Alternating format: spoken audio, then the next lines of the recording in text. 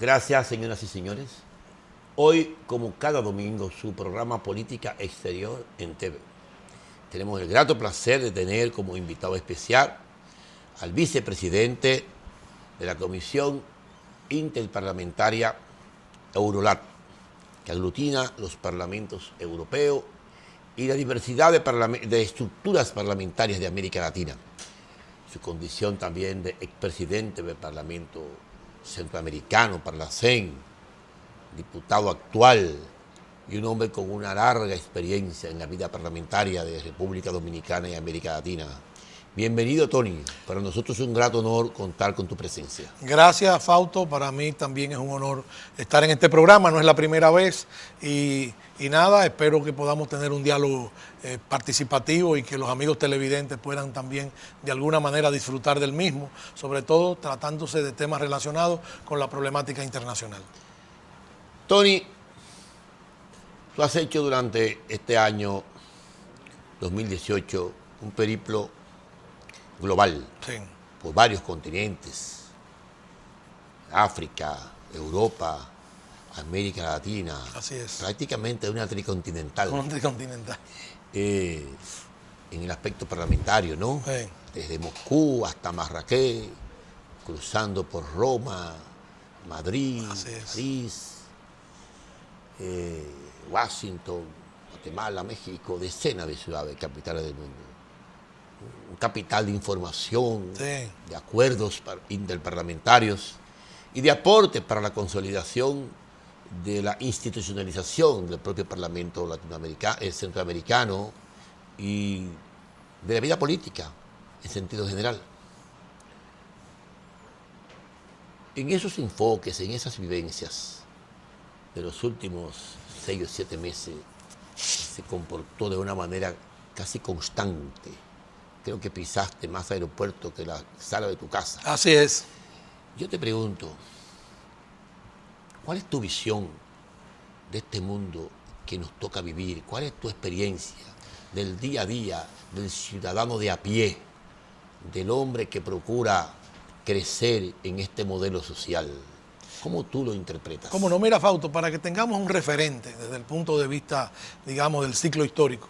Cuando se derrumbó la Unión Soviética, o sea, cuando cayó el socialismo real que representaba la Unión de Repúblicas Socialistas Soviéticas y cayó el muro de Berlín, se creó la idea de que el mundo entraba en una etapa de no contradicción fundamental en la solución de los conflictos sociales, hasta el grado de que un autor japonés, Fukuyama, escribió un libro atrevido, pero interesante, en la que hablaba del fin de la historia. Él decía así: las contradicciones entre el socialismo y el capitalismo carecen de un representante, un interlocutor, que en este caso era la Unión Soviética, que representaba el campo socialista. Bueno, pues no hay por qué pelear. Ahora, las contradicciones son secundarias o son de otro tipo. Sin embargo, esa visión prácticamente ha sido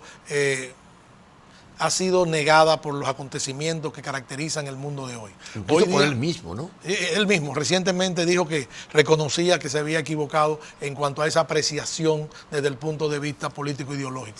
Entonces, ahora, hoy día, la historia no solo no ha terminado, sino que tiene nuevos protagonistas en la disputa por los territorios, en la disputa por las hegemonías, ahora con una guerra comercial sin precedentes, digamos en la era moderna o posmoderna, que es la que estamos viviendo actualmente. Y un armamentismo. Con armamentismo incluso que llega a grados peligrosos, extremos.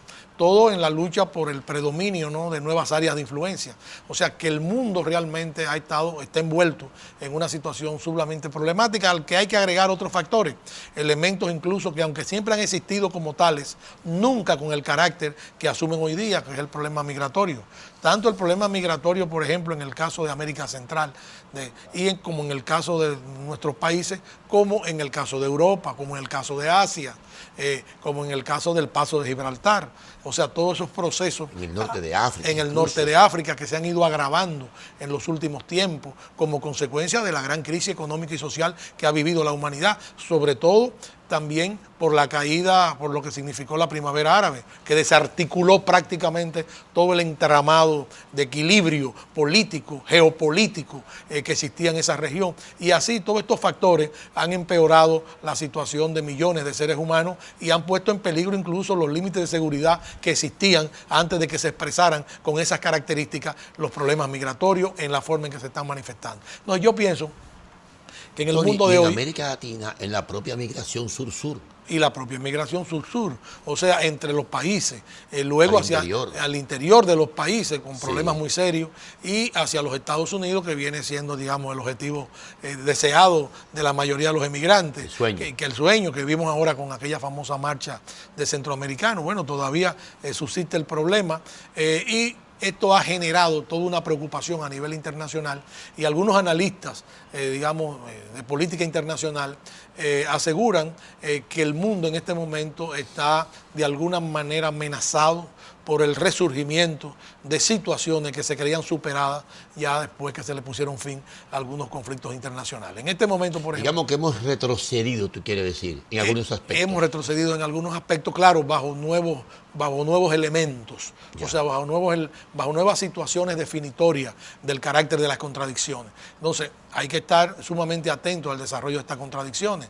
Por ejemplo, la administración Trump, por ejemplo, ahora mismo el conflicto con Rusia, que es realmente el otro poder ya dentro del mapa geopolítico internacional, el contrapeso de equilibrio, la guerra en Siria, que ahora la administración Trump acaba de dar la información de que Estados Unidos se retira de Siria, que era una de las fuerzas beligerantes en el conflicto o de las fuerzas que estaban interviniendo en la definición del conflicto sirio. Y la situación, la denuncia de Rusia acusando a Estados Unidos con acusaciones muy graves de carácter internacional sobre la producción de armas incluso atómicas y con poder destructivo. O sea, ponen realmente en ascuas lo que es la problemática internacional. Situaciones, por ejemplo, que se están viviendo como en Francia, por ejemplo, donde los chalecos amarillos han prácticamente reeditado bajo otra sombrilla ideológica o política los sucesos de mayo del 68. Para poner un ejemplo, paralizada y bajo un estado de rebelión latente que el gobierno tuvo que ceder en una serie de aspectos para contrarrestar la efervescencia de ese movimiento que amenazaba con barrer incluso las estructuras gubernamentales del país. Y la simbología de poder. Y la simbología de poder. O sea, estamos viviendo realmente un periodo muy difícil en el caso de España con los separatistas, la situación generada a su interior y así hay motivo de preocupación a nivel mundial. De todas maneras, yo creo que tenemos que hacer esfuerzos, tenemos que hacer votos, digamos, por fortalecer una conciencia de paz, una conciencia de unidad, una conciencia de diálogo, que muchas veces se vulnera, se deteriora en muchísimos países. Ahora mismo, por ejemplo, con el caso del famoso pacto migratorio o pacto para la inmigración segura, sustentada, que acaba de ser aprobado por la Organización de Naciones Unidas, se puso de relieve también un conjunto de nuevas contradicciones. Por ejemplo, mucha gente no sabe que en una primera firma de ese pacto prácticamente solo Estados Unidos se opuso al mismo. Luego 29 países se han opuesto a la firma del pacto, entre ellos República Dominicana. Y yo creo que eso hay que analizarlo también con objetividad para ver los elementos que concurren a la evaluación del proceso de concertación de un pacto de esa naturaleza. Tony, la Unión Europea, que era el contrapeso en términos económicos de la economía norteamericana. Así es.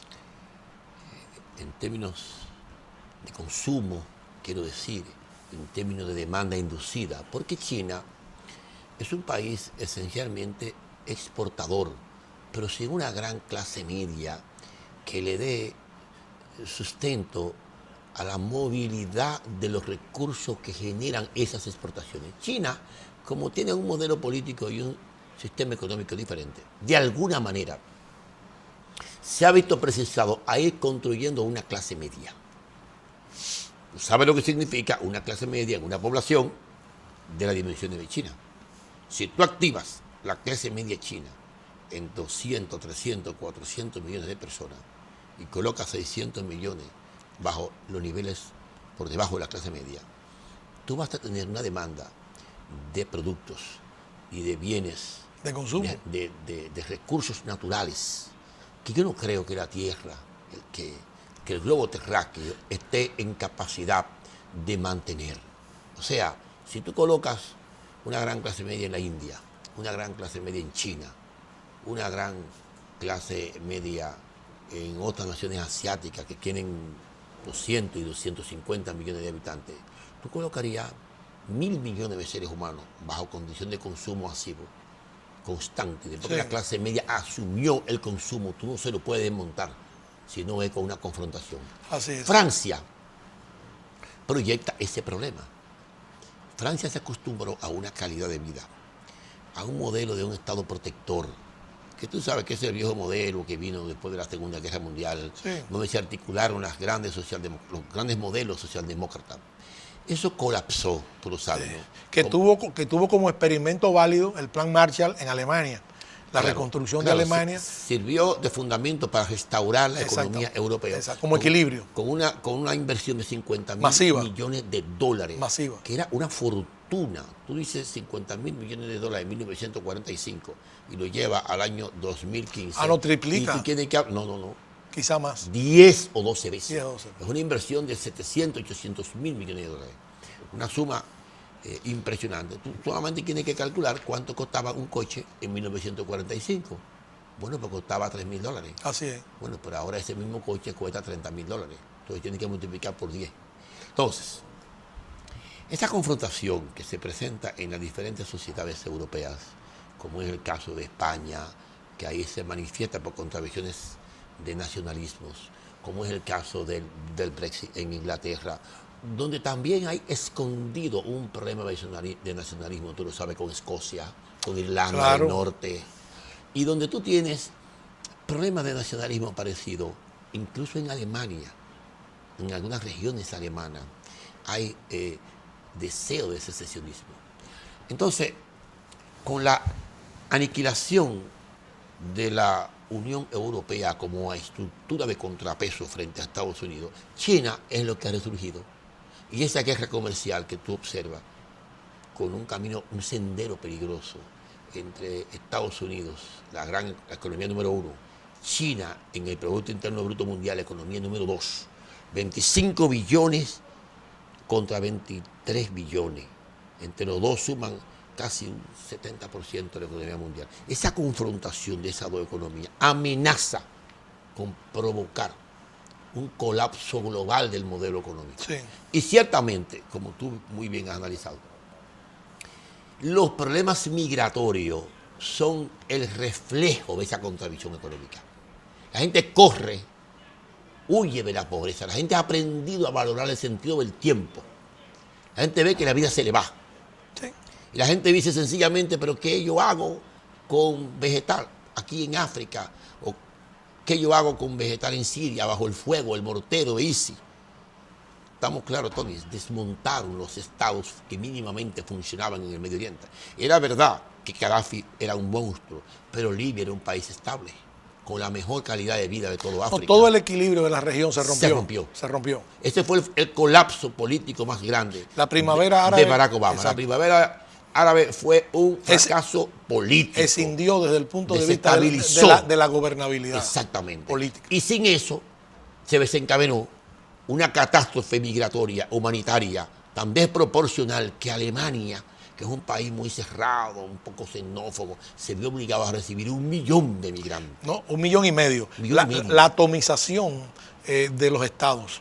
Yo creo que es la mejor definición que se puede dar de ese proceso que sobreviene a la primavera árabe, que en principio fue recibida, lógicamente, digamos, con alegría, como una con entusiasmo, como una ilusión política. Claro. Pero eso no comprender las culturas. Claro.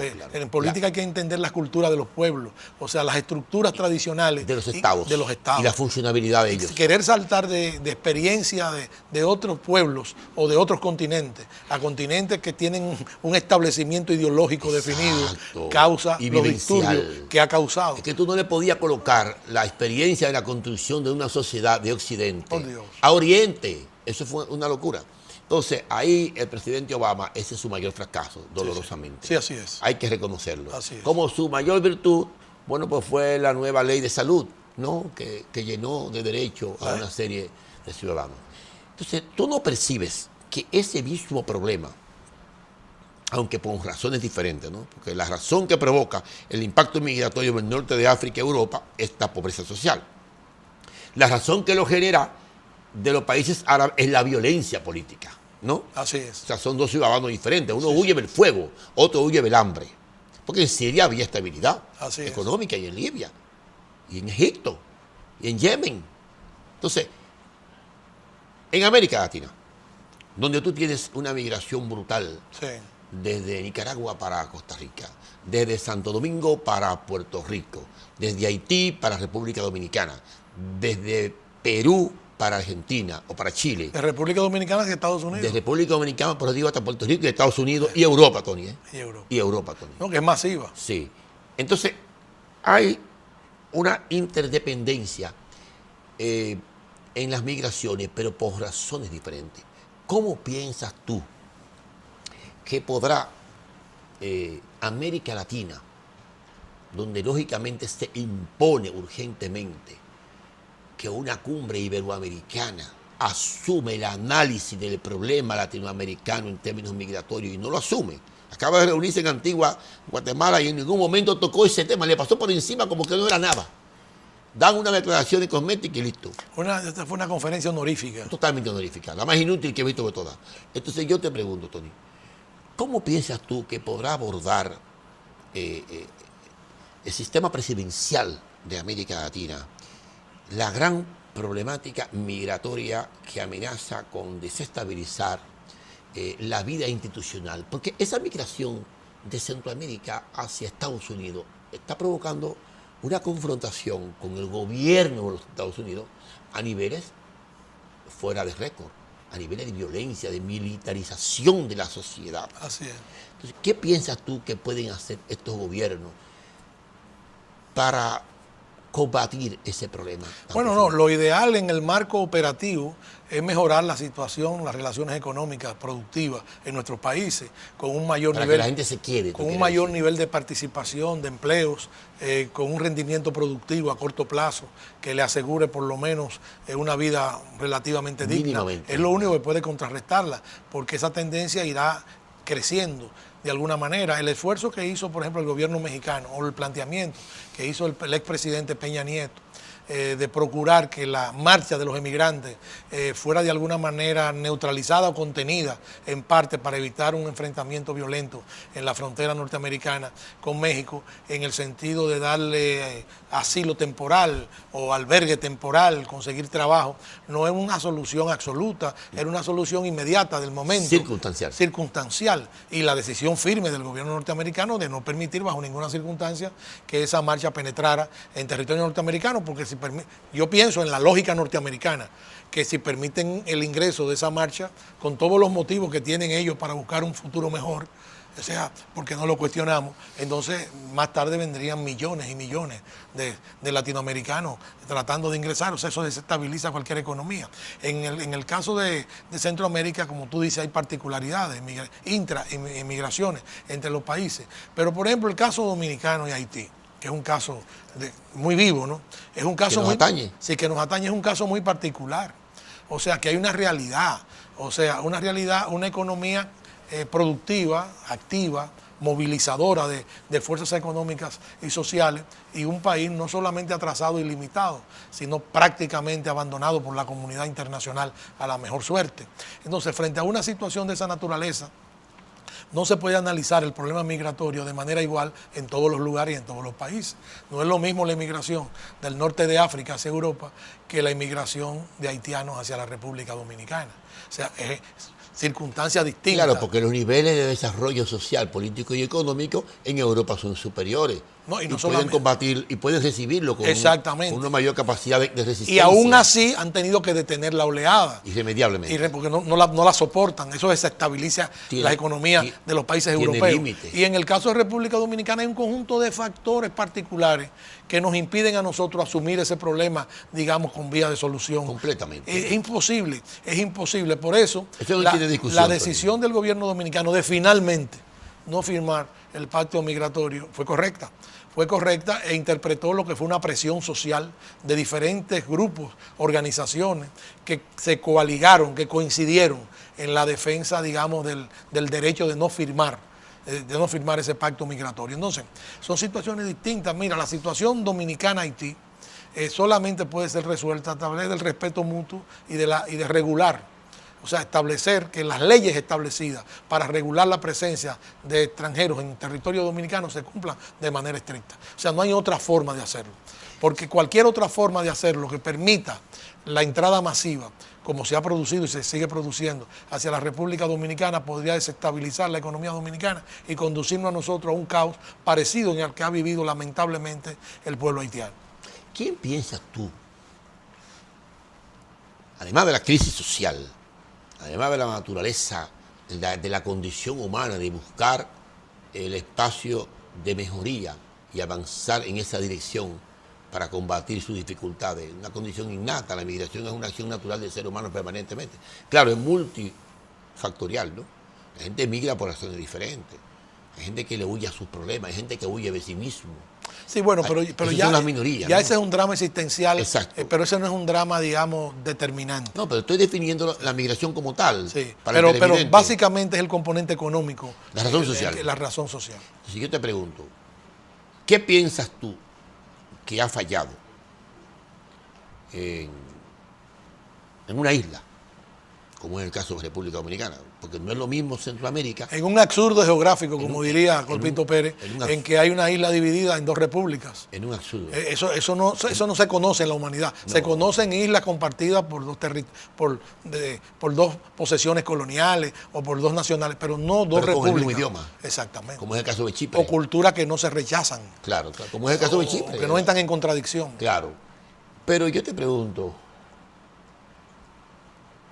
en ese absurdo histórico, como tú bien dices, que es la República Dominicana en términos existenciales, pero ves con lo que tenemos que convivir hasta el final. No. Y además las relaciones con nuestros hermanos haitianos debe darse en un plano de respeto, como debe regular cualquier tipo de actividad de dos naciones que están, digamos, obligadas por Dios o por la naturaleza a cohabitar hasta el último de los días de la tierra. Entonces, o sea, yo creo que la República Dominicana incluso ha sido un soporte, ha sido solidaria, ha sido fraterna en cada uno de los problemas graves que ha confrontado el pueblo haitiano. O sea, la República Dominicana ha auxiliado. O sea, es injusta cualquier acusación contra la República Dominicana en relación con el trato que ha tenido con Haití. Yo creo que eso también hay que aclararlo de manera definitiva. Ahora, ese pacto migratorio establecía 3 categorías: los ilegales, los irregulares y los refugiados. Eso no se puede aplicar en República Dominicana. Imposible. O sea, son categorías diferentes que no se aplican dentro de la especificidad del drama haitiano-dominicano. Pero vamos a ser prácticos, Tony. Vamos a desmenuzar el conflicto como tal. Tenemos 1 millón, vamos a calcular, de migrantes ilegales que llegaron, se quedaron y ya no tienen más que un viejo formulario de pasaporte de hace 15 o 20 años. En una dictadura como la de Valier, donde solo hay en Puerto Príncipe una oficina de pasaporte para un país entero.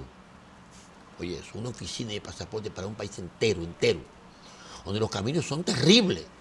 Llegar de Los Cayos a Puerto Príncipe coge 2 días. Una locura, con un nivel de inseguridad y de violencia. La documentación fue una desgracia también dentro de la propia sociedad haitiana.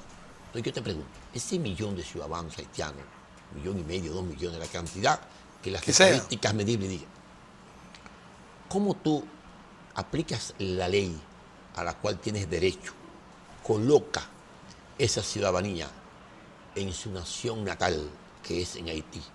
Bueno, ¿qué visión tú tienes de ese problema y qué solución tú propones? Una opinión. Un enfoque. Un enfoque, más bien una apreciación desde el punto de vista teórico. Ya. Fíjate, lo posible, ¿no? De lo posible. Yo pienso lo siguiente, o sea, aquí hay leyes, aquí hay un reordenamiento desde el punto de vista jurídico legal sobre la presencia de ciudadanos extranjeros en la República Dominicana. Claro. Entonces, en la aplicación de esos procedimientos que han sido ya establecidos por nuestras leyes internas es la que debe aplicarse. O sea, sencillamente acogerse a una regulación de su permanencia en la República Dominicana. Pero yo no pienso que la nacionalidad se adquiere, que se puede adquirir, digamos, se podría dar la nacionalidad a inmigrantes sin cumplir con lo que dice la ley dominicana. O sea, la ley dominicana es taxativa y explica de manera clara cómo se adquiere y cómo no se adquiere. Entonces aquí lo que hay que es regular la presencia y dotarlo de documentos en su condición de personas que podrían vivir en la República Dominicana o pueden vivir, pero con su nacionalidad haitiana. O sea, eso hay que tener sumo cuidado. Mira, la República Dominicana no se liberó de las metrópolis, ni de la metrópoli española, ni de la metrópoli francesa, ni de la metrópoli inglesa. La República Dominicana es un caso insólito. Tú revisas la historia de Hispanoamérica. Es el único país que se libera del vecino. O sea, del vecino. Nosotros, la República Dominicana nació libre e independiente el 27 de febrero de 1844 en una lucha contra la dominación haitiana, que por las razones que fuera, pretendía unificar la isla sobre la base del concepto de que unida a la isla resistía la voracidad de las potencias colonialistas de la época. Por lo tanto, le negaba al pueblo dominicano, que ya existía como corriente en el vientre social e histórico, o sea, la nacionalidad, el pueblo dominicano, su derecho a constituirse en una nación independiente. Y digo que ya existía porque desde mucho antes venía gestándose a través de la cultura, de los elementos característicos que tipifican una nacionalidad, se venía gestando todo ese proceso. Además, José Núñez de Cáceres en el 1821 proclama nuestro Estado como independiente, lo agrega a la concepción bolivariana de la Gran Colombia. Bolívar no responde a ese requerimiento por los compromisos que había contraído con Haití en Jamaica cuando vivió aquel momento difícil de la lucha por la liberación o la liberación de los pueblos de América hispana, pero en el caso nuestro, aquello apenas duró un mes, por eso le llamaron la independencia efímera. Eso trastoca totalmente. Entonces no es posible conciliar ese concepto desde el punto de vista histórico. Podemos conciliar desde el punto de vista del respeto mutuo, ¿entiendes? Pero no desde el punto de vista, digamos, de lo que nos corresponde a cada uno en el territorio que nos pertenece. Entonces hay que tener sumo cuidado. O sea, no es desarrollar un tipo, digamos, de odio ni de maltrato en absoluto contra el pueblo haitiano. Es simplemente delimitar las responsabilidades de carácter. ¿Pero qué tú planteas? Histórico. ¿Un retorno de esa migración ilegal o una contención de la llegada masiva? ¿O ambas cosas a la vez? No, fíjate. Primero, no puede haber una entrada masiva a territorio dominicano de haitianos ni de ningún otro país sin estar regulado por las leyes dominicanas. O sea, nadie puede entrar aquí, digamos, sin documentación, sin estar regulado, sin establecer un control de ingreso a la República Dominicana, como en todos los países del mundo, como en todos los territorios, como en todas las repúblicas. Eso es fundamental. Y después hay que garantizar que no se produzcan estampidas, ni regresos, ni llegadas masivas, sin cumplir con las leyes dominicanas. Cumpliendo con las leyes dominicanas como cualquier ciudadano de cualquier país, como un español, como un francés, como un latinoamericano, puede llegar a la República Dominicana, pero bajo control del Estado dominicano. Pero es muy importante eso. Pero yo te pregunto. O sea, no puede haber puertas abiertas en una frontera. Un día, yo había citado recientemente un trabajo del filósofo francés Regis Debray, un libro que compramos juntos, sobre elogio de la frontera, en que él decía, ponía un ejemplo, y él decía, la persona que vive en un apartamento no deja su puerta abierta, porque ese es su territorio y esa es su frontera. En el respeto, el espacio vital, en el respeto de la convivencia, digamos, de su domicilio o de su condominio, pero tú no dejas la puerta abierta, tú la cierras. O sea, hay un derecho natural, como la cierra el otro. O sea, hay un derecho natural a preservar los límites fronterizos de un país en relación con otro, pero si no el mundo fuera un caos. Está bien, Tony. Pero todo tiene una causa y tiene un efecto. ¿Cuándo comenzó este caos? Mi lectura. Desde 1966 hasta 1978 gobernó el presidente Joaquín Balaguer. Así es. Con un régimen autoritario. Muy cuestionado. Autoritario. Desde 1986 hasta el 96 gobernó Joaquín Balaguer. 10 años más. Van 22 años.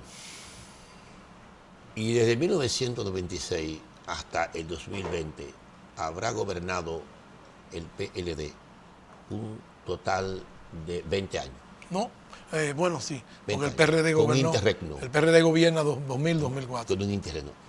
20 y 32 son 52 años. 52 años frente a 12 años que gobernó la oposición política Digo la oposición política porque el PLD llegó al poder con un pacto con el Partido Reformista, con Joaquín Balaguer, que se mantuvo hasta hace unos días. En el marco de esa gobernabilidad, el país nunca tuvo lo que se llama una política exterior migratoria definida. Incluso se hizo una ley migratoria que no se aplicó durante 10 años. Los 8 años engavetaban en las oficinas del Palacio Nacional. Si tú sumas esos 52 años, Tony, donde el Ministerio de Relaciones Exteriores careció de una política migratoria definida frente a la República de Haití, como tampoco había una política comercial definida. Es la globalización la que ha desencadenado con la demanda de consumo de productos básicos un intercambio de mayor dimensión que hoy llega a $3.000 millones. Yo me he puesto a investigar y descubro que el Estado Dominicano, de esos 12 años de Balaguer y de esos 10 años de Balaguer, esos 22, y luego esos 20 del PLD, esos 52 años, el Estado Dominicano, con los 12 años inclusive de los gobiernos del Partido Revolucionario Dominicano, de los últimos 50 años, el Estado Dominicano es el gran promotor de la entrada masiva de ciudadanos haitianos ilegales. ¿Por qué? Porque, para tu conocimiento y el de la ciudadanía que nos ve, tanto aquí como en el exterior, nosotros tenemos 5 oficinas consulares en Haití, emitiendo visa diariamente. Se otorgan 65.000 visas al año. Si tú lo multiplicas por 20 años, son 1.250.000 haitianos que colocaron en 20 años. Y si tú lo colocas por 40 años, son 2,5 millones de haitianos. Aquí están exactamente los haitianos que el Estado visó y colocó. Ahora, ¿qué pasa en República Dominicana? Aquí no hay una policía migratoria. La Policía Nacional no sabe qué hacer con un haitiano cuando le pide el pasaporte y ve que se le venció. Un policía dominicano no tiene idea. Cuando tú le dices a un ciudadano, présteme su pasaporte, el ciudadano te va el pasaporte, ve un visado. ¿Qué hace ese pobre policía de Villa Jaragua o de Hondo Valle con eso? No está elaborado para esos fines. No sé qué hay. No solamente no hay una política migratoria, no hay una estructura militar para manejar el problema migratorio. No hay ni siquiera un ministerio de frontera que debe trazar toda la política. Entonces, esa ilegalidad que tuve en este país y que Balaguer se puso irresponsable a decir que eran las intenciones de Francia, de Canadá y de Estados Unidos de unificar la isla para manipular las emociones y el nacionalismo dominicano. Pero perdón, pero no. Eso es el Estado Dominicano que otorgó esos visados y colocó a esos haitianos aquí y nunca fue capaz de decirle, páseme su pasaporte, se le venció, de regreso para su país, con una política, con un plan retorno bien articulado. Todavía este año, Tony, firmando el gobierno dominicano, no firmando el gobierno dominicano el acuerdo de Marrakech, todavía este año van a entrar 80.000 haitianos con visa, que nadie lo pone de regreso a su país. Y el que viene entrarán 80.000 más. Y Estados Unidos lo que otorga son 25.000 visas al año a República Dominicana. Déjame decirte algo. Entonces, ¿tú no crees que nosotros, si queremos contener esta invasión civil masiva, lo primero que tenemos que articular es desde el Ministerio de Relaciones Exteriores? Es una política de contención y regreso de los ilegales. Sí, pero para eso hay que tener controles efectivos, que el Estado carece de ellos. Lo que hay controles efectivos. Carece. Carece en el ejercicio pleno de la facultad. Las armas, sí, pero el problema no es tener los hombres. La vocación de mando. La vocación de mando y aplicar la ley. Entonces, lo que hay que exigir es la aplicación de las leyes. Pero yo te quiero decir algo. Hay una responsabilidad de las grandes potencias. Estados Unidos, Francia, Canadá, de los países ricos, que cuando la invasión de los cascos azules, cuando el derrocamiento del presidente Aristide, se comprometieron, de los cascos azules de Naciones Unidas se comprometieron a invertir más de 1.500 millones de dólares en la reconstrucción de Haití y nunca lo hicieron. Hay responsabilidad en Francia, que es la potencia colonialista que saqueó prácticamente, estamos hablando en términos de la colonización, saqueó prácticamente ese país y que nunca, o ese territorio, porque no podíamos hablar de país en ese momento, y nunca ha cumplido con su cuota de responsabilidad frente al drama haitiano. O sea, eso son responsabilidades que hay que establecer.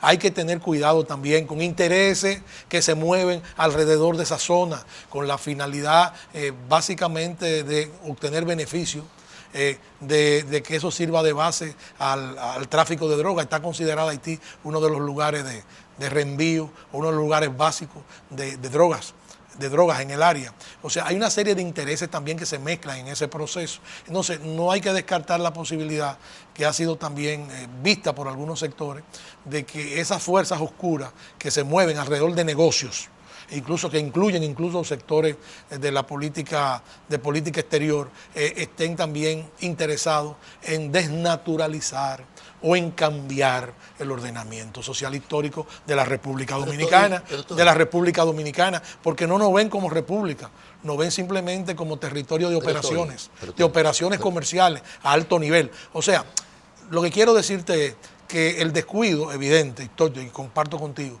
que ha tenido el Estado... La complicidad, Tony. La complicidad... El descuido no, la complicidad. Que haya tenido el Estado dominicano, no lo puede ver aislado de una gran estrategia a nivel del área para evidentemente utilizarla con fines económicos espurios y con fines de negocio. Pero, o sea, Tony, hay que tener sumo cuidado en eso. Pero Tony, yo te pregunto una cosa. Si tú eres presidente de la República Dominicana, sí, y yo soy el canciller de la República, sí, y yo te digo como canciller, señor presidente, no es posible seguir colocando 80.000 ciudadanos haitianos aquí anualmente, porque usted en su periodo va a meter 320.000. No, claro. Entonces, si usted me dice a mí, claro, no, siga otorgando la visa, pues yo le pongo la renuncia. Y le responsabilizo, usted ve la culpa. Claro. Entonces, ponle nombre, Joaquín Balaguer, pero que siempre privó de antihaitiano y que tenía familia viviendo en Puerto Príncipe. Que a ese sí yo le conocí familia viviendo allá. Sí, pero fíjate. No, déjame terminar. Ese caballero, en 22 años, dio 1 millón de visas haitianos. Sí, pero y ese caballero nunca contuvo ni redujo esa cuota de visado irresponsable. Pero los norteamericanos te dan 25.000 visas que se tienen que vencer al día 1 de enero de cada año. 25 te dan en este país. ¿Por qué este país tiene que llevar 80, Tony? Es que lo que yo quiero que tú comprendas es que un país pequeño que coloca 80.000 ciudadanos haitianos y después no tiene manera de cómo hacerlos regresar porque no tiene un dispositivo de control, el responsable es el propio Estado, Tony. Sí, tiene responsabilidad. No es la presión de nadie. No tiene responsabilidad. Porque mañana la Cancillería puede hacer un estudio, Tony, y decirle al presidente, señor presidente, vamos a reducir a 40.000. Pero no solamente... Y ya se bajaron. Pero que no solamente el visado, es que no hay frontera. No, Tony, es que tú estás confundido. Es que hay complicidad. No es que tú estás que hay negocio. No es que tú estás confundido, es que el 85% de los haitianos que están aquí entran con una visa de $60. Es que le sale 50 veces más barato. El 85% entra con una visa de $60 en una Guagua Caribe Tour con aire acondicionado. Entonces, ¿tú sabes cuántas veces? Entonces entran enmarcados dentro de un proceso de legalidad. Legal, Tony. Es el Estado el irresponsable, Tony. Es el Estado el que ha haitianizado este país. Lo que pasa es que nadie te lo había comentado como yo te lo voy a comentar. Porque tú te cuenta que yo viví en Puerto Príncipe. Y fuiste cónsul. Y fui con su general allá. Y conoce. Y conozco el tema. Son 5 consulados emitiendo visa con una cuota asignada. Y la Cancillería no contiene eso. Y el presidente no para eso.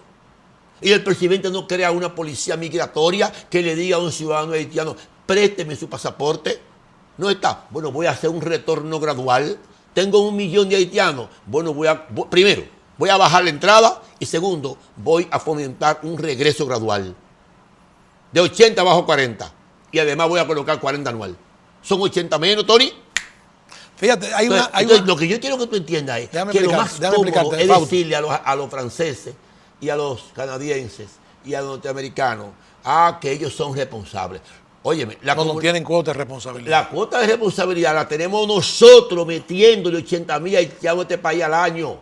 Sí, pero... Somos nosotros. Pero ellos no son que no lo colocan en un barco a nosotros aquí. Hay responsabilidad internacional y ha habido planes internacionales. Tony, ha habido ¿sabes cuánto se gastó ha en habido Haití planes después del internacionales. terremoto? Se gastaron en Haití después del terremoto, Tony, más de 8.000 millones de dólares. Es una clase política corrupta que tiene, Haití, sí, que claro. se lo lleva todo. Claro. Mírame, yo no oligarquía irresponsable. No, lo que nosotros tenemos que decir es lo siguiente, y te lo digo yo a ti. Tú eres presidente de la República mañana, hipotéticamente hablando, y yo soy tu ministro de Relaciones Exteriores. Y yo no te acepto que tú me digas a mí que se van a seguir emitiendo 80.000 visas. Claro. Si tú me dices que siga, ¿quién es responsable? Es el presidente. Esa parte. Esa parte será más importante, Sí, porque por ahí entre el 85% de los ciudadanos que entran a este país, el 85%. Fausto, no disponemos de estadísticas confiables en cuanto a la inmigración desordenada. Oye, Fausto, espérate, déjame decir, no disponemos de estadísticas confiables en cuanto a la penetración, digamos, de ciudadanos a través de la frontera. ¿Ilegal? Espérate, una minoría. A través de la frontera. Hay negocios en la frontera. Pero es una minoría. Han sido denunciados, Fausto. Hay complicidades de otra naturaleza. Tony, hay intereses internacionales moviéndose Tony, alrededor de la isla. Tony, pero ¿qué interés hay en que el presidente de la República, si él no tiene autoridad para manejar este país, si él no tiene fuerza para él decir no voy a dar 80.000 visas, no voy a dar 25? Bueno, lo que el país tiene que exigirle. Lo que el país tiene que exigir es el cumplimiento de la ley. Y lo que el país tiene que exigir es la disminución de ese volumen de visas que se han otorgado. Pero es que damos más que Estados Unidos. Bueno, pues entonces lo que hay que crear es un movimiento nacional en esos términos. No, primero discutirlo. Pero y los partidos políticos, no saben de eso, Tony. ¿Qué hacen los partidos políticos? No saben de eso. Están todos en campaña electoral. Los secretarios internacionales de los partidos no saben de ese tema. Y lo que saben los quitan de los puestos. Debo decirte algo, mira. No saben de eso. Mira, en 1900... Tú le preguntas ese dato al presidente del Partido Reformista y no sabe de eso. Mira, tú le preguntas eso al del PLB y no sabe de eso. Tú le preguntas eso al del PRM y no sabe de eso. No saben nada de ese tema. Oye, es más, te voy a dar un dato. Nunca han ido a Haití en su vida. Para tu conocimiento. Nunca han ido a Haití. A viaje político. Nunca. Primero por desprecio. Segundo por desconocimiento. Y tercero porque no le interesa. Bueno. Lo más importante es lo siguiente. Mira, Balaguer, porque para que situemos la cosa correctamente. Balaguer nunca visitó Puerto Rico. ¿Tú lo sabías? Balaguer. ¿Tú sabes ese dato? Oye, Balaguer hizo un acuerdo para la importación de braceros haitianos en 1967, que implicaba que inmediatamente terminaba la zafra azucarera, eran repatriados a Haití. 20.000 haitianos. Oye, se le paga, bueno, en ese momento, estamos hablando de 1966, sí, 67, 20.000. Eran repatriados, había un control, ¿entiendes? Y se le pagaba en Haití. Eso fue un acuerdo con Duvalier. Sí. Luego, inexplicablemente, ese acuerdo desapareció, a los 3 años ya no se aplicaba y muchos se quedaban en los batalles y se quedaban vegetando o viviendo en la República Dominicana, adquiriendo, digamos, de alguna manera, cierto nivel de participación en la vida social y económica del país. Lo que te quiero decir es que la situación es compleja y que lo que debemos hacer nosotros... No, que la responsabilidad está definida, Tony. Sí, porque fue una irresponsabilidad de Balaguer. Pero no basta con la denuncia, Fausto. Pero no basta con la denuncia. Hay que exigir. Tony, y si tú no tienes conciencia de problemas, ¿cómo tú analizas y lo debates? Hay que exigir. Es el debate. Hay que exigir la movilización de la conciencia nacional alrededor de esas exigencias y exigirlas. Ahora mismo se puso un ejemplo en la República Dominicana. El gobierno dominicano había firmado, o había incluso una viceministra había anunciado la firma del pacto migratorio, y la reacción social de los sectores nacionales obligó al gobierno dominicano a retractarse. Tony. Cambió de opinión. Tony. O sea, ¿pero por qué cambió de opinión? Cambió de opinión porque tomó conciencia de la unidad de la conciencia nacional democrática del país en relación con la soberanía nacional. Sí, pero no firma ese pacto no va a impedir que 80.000 ciudadanos haitianos entraran al país. Eso hay que analizarlo. ¿Cómo hay que analizarlo en una... Pero se queman todo, Tony. Sí, ellos llegan con su visa, se montan en un autobús de Caribe Tour que lo mete de Cabo Haitiano a Dajabón o lo mete de Puerto Príncipe hasta Santo Domingo y sencillamente la guardia no lo puede detener. En el 15 de Asua, la guardia lo que hace es que revisa los pasaportes, los que están con visa entran, nunca más. Pero no es el gobierno, es que los partidos políticos, es que la sociedad dominicana tiene que unirse. ¿Quién dirige el Estado, Tony? Bueno, pero para obligar al Estado, estoy diciendo, los partidos políticos y la sociedad tiene que movilizarse. Sí, pero el primer cómplice es el Estado. Sí, porque él es el jefe de la política exterior. Pero hay que revocar la complicidad. Y la revocación de la complicidad solo se obtiene a través de una conciencia participativa de las organizaciones que representan al pueblo dominicano. No, y de la discusión del tema, o sea, hablando. Uno no puede, digamos, focalizar el problema alrededor del gobierno, sino de exigir al gobierno a través de una conciencia participativa de los grupos y los partidos. Pero eso no lo exime de responsabilidad. Porque es muy consciente que lo hace. No le estoy diciendo. Es muy consciente que lo hace. No le estoy diciendo. Pero porque tú sabes cuántos haitianos ha colocado en este país el gobierno en los últimos 8 años. No sé. 500,000 haitianos, este gobierno. 8 por 5, 8 por 6. O sea, tú dices, ha permitido. Ha permitido que entren visados. 500,000.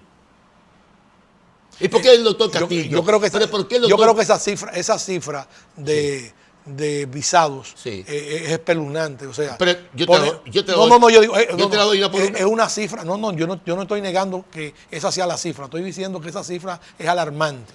Y debe motivar inmediatamente una gran discusión nacional. Lo que pasa es que cuando el doctor Castillo, que le fascina el tema, yo lo he retado varias veces a discutir ese tema, nunca ha querido tocar ese tema como la razón de la invasión pasiva de haitianos a este país. Lo de él es echarle la culpa a los grandes intereses, porque eso es más cómodo que decir que el presidente de la República se llenó de valor, dio una instrucción, le dijo a su canciller, redícame la cuota de Puerto Príncipe de 5,000 a 2,000, redúcame la de Cabo Haitiano de 1,000 a 400, redúcame la de Anzapitre de tanto a tanto. Pero mira, Fausto, yo no creo que llevado el debate a esas consideraciones en torno a los visados, haya quien se oponga. O sea, si hacemos una discusión abierta y con una representación de todo lo que es el mando político dominicano, yo no creo que nadie se oponga a tomar una decisión de esa naturaleza, y eso obliga al gobierno a actuar. Lo único que ha habido es una indiferencia de la sociedad. Bueno, pero vamos a combatirla.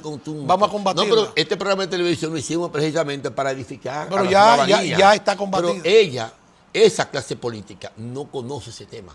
El liderazgo dominicano, Tony, no conoce Puerto Príncipe. Yo quiero que tú entiendas eso. Mira, cuando don Henrique Cabral estaba en Tel Aviv, te voy a hacer este último relato. Cuando estaba en Tel Aviv, siendo canciller de la República, del triunvirato, del primer triunvirato de Emilio Melo Santos, estaba con Golda Meir en una recepción. Y esa noche ella le preguntó, ¿usted conoce Haití? ¿Tú sabes cuál fue su respuesta? Era el canciller, ¿no? La República. No, ni me interesa. Y Golda Meir le dice, es muy importante que usted sepa cómo actúan y qué impacto tienen sus vecinos. ¿Por qué? Porque ya usted en este momento es el presidente de la República Dominicana. Él no sabía que él era el presidente dominicano hasta la renuncia de Emilio Melo Santos. ¿Qué te quiero decir? La clase política dominicana tiene una indiferencia y una complicidad y un mutismo histórico hacia esa nación que no le han permitido ver ni siquiera lo que sucede en términos legales con la estructura del Estado. Pero ese es un tema que tenemos que discutir en un segundo programa. Pero hagamos voto porque la conciencia política de los partidos, de las instituciones, de las representaciones sociales asuman el problema ese de los visados.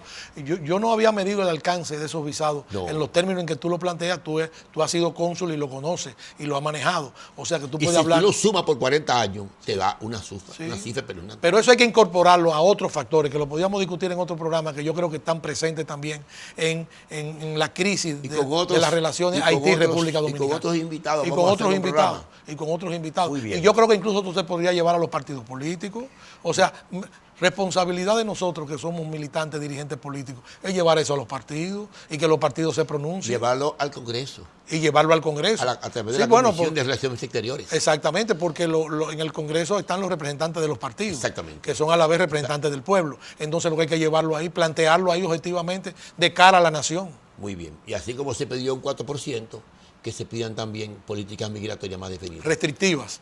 No restrictivas, sino a nivel de las posibilidades de recepción del Estado. Son restrictivas. De todos modos, hemos llegado al final de este interesante programa con el intelectual, con el parlamentario, con el padre de familia, con el amigo, con el ser humano Tony Raful, con quien hemos discutido temas de diferente actualidad en el plano internacional, en el aspecto migratorio, en el aspecto político. No hemos podido coincidir en todo, pero casi en un alto porcentaje. El debate de las ideas es eso. Sería muy aburrido coincidir en todo, ¿no, verdad? Sería demasiado dictatorial. No es aburrido. De todo modo, gracias.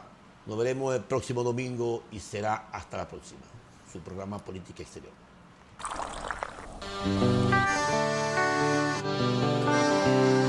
Desde mi ventana veo todo un pueblo, veo sus raíces y sus tradiciones, y siento el aroma ese que enamora, que nos da la fuerza, sabor a café. Y en toda la tierra reina la esperanza, también los recuerdos que nos hacen crecer. Estés donde estés, nos une el aroma que sabe a café. Café Santo Domingo, sabor que empieza en el aroma. Estés donde estés, nos une el aroma. Café Santo Domingo, sabor que empieza en el aroma. Tu café de siempre.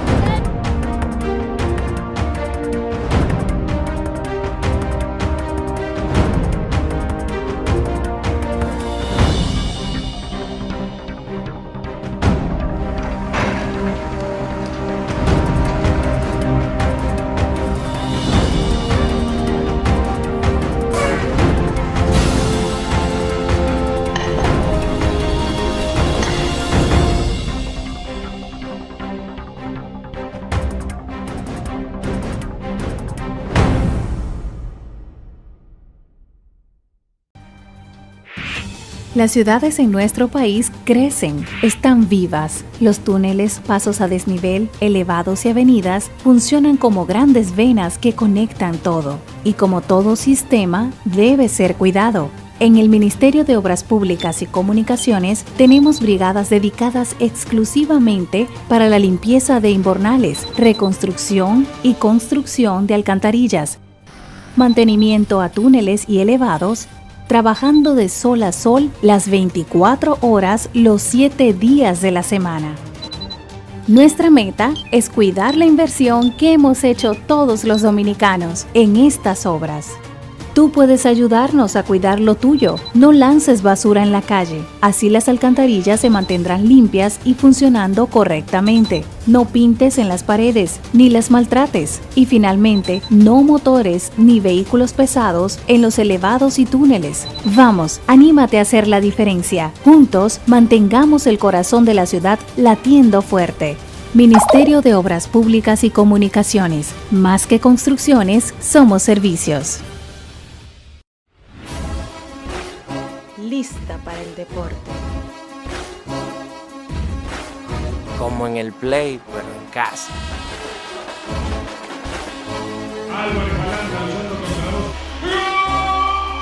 Para que lo escuchen hasta los vecinos.